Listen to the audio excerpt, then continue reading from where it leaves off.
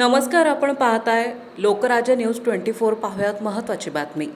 पिंपरी चिंचवड शहरात माणुसकीला काळिमा फासणारी एक संतापजनक घटना समोर आली आहे।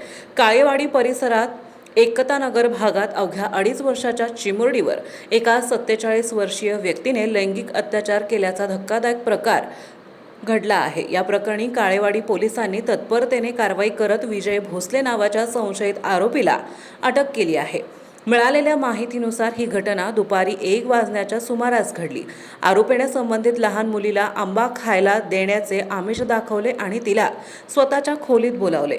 तिथे त्याने त्या चिमुरडीवर अत्याचार केले। मंगळवारी सकाळी जेव्हा या मुलीला शारीरिक त्रास होऊ लागला तेव्हा तिच्या पालकांनी तिला तातडीने महापालिकेच्या रुग्णालयात उपचारासाठी दाखल केले।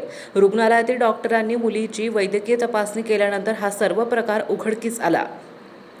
पीडित मुलीच्या आईने तिला विश्वासात घेऊन विचारणा केली असता मुलीने घडलेला प्रकार सांगितला। आरोपीने घरात बोलावून आपल्यासोबत गैरकृत्य केल्याचं तिने सांगितलं। घटनेची भीषणता लक्षात घेऊन रुग्णालय प्रशासनाने तातडीने पोलिसांना याबद्दल माहिती दिली। माहिती मिळताच काळेवाडी पोलिसांनी वेगाने हालचाल केल्या। पोलिसांचे एक पथक रुग्णालयात दाखल झाले तर दुसऱ्या पथकाने आरोपीच्या घरावर छापा टाकून त्याला ताब्यात घेतले।